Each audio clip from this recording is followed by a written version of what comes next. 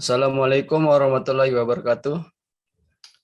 Baik, kami di sini akan menjelaskan sedikit tentang autokorelasi dan juga tips-tips cara pengelolaannya.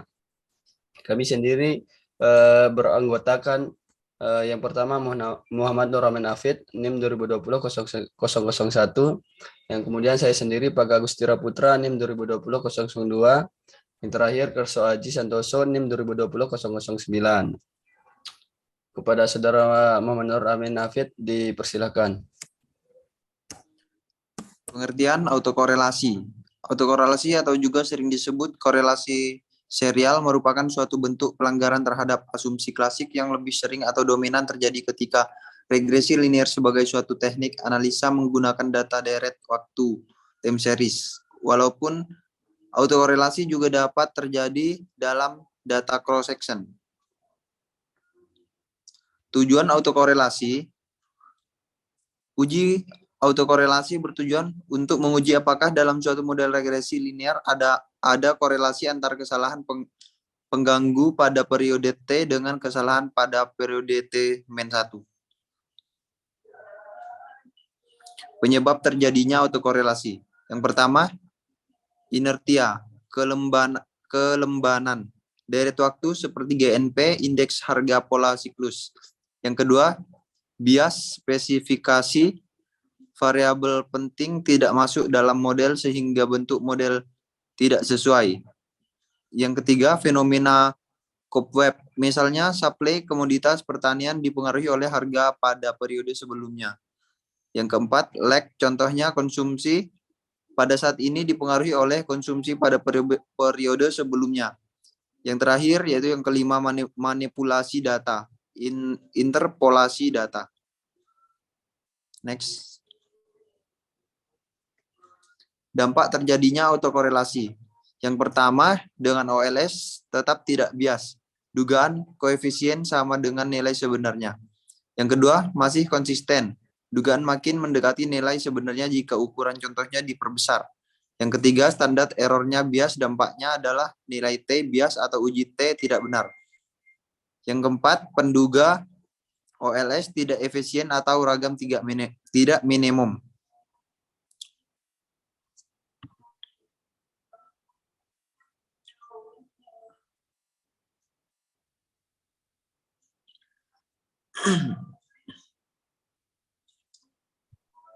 Baik, selanjutnya adalah kita uji aplikasi dari statanya.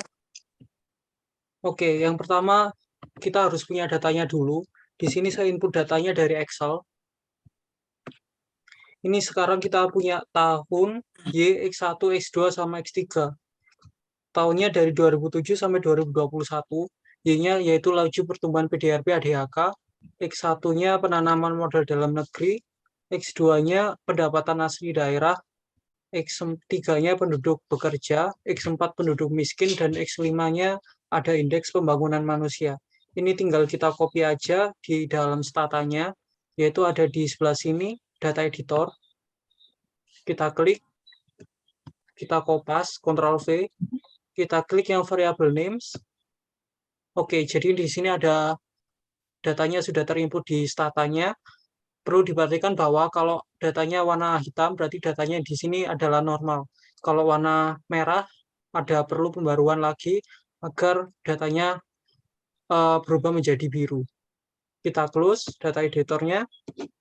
Oke, untuk uji korelasi pertama, itu ada dua uji. Pertama adalah uji Durbin-Watson, dan yang kedua adalah uji Godfrey. Yang pertama adalah uji Durbin-Watson. Langkah yang pertama adalah kita menyeting tahunnya dulu dengan klik command tset tahun, yearly. Enter. Oke, kalau sudah, kita next step, yaitu kita regresikan variabel yang tadi, yaitu reg spasi Y, X1, X2, X3. Kalau sudah, kita enter. Oke, sudah keluar hasilnya. Langkah yang ketiga yaitu kita membuat variabel residual dengan mengetik command predict U, resid. Variabelnya udah tertera di sebelah sini, variabel U namanya. Oke, untuk langkah selanjutnya adalah kita cek start.stone.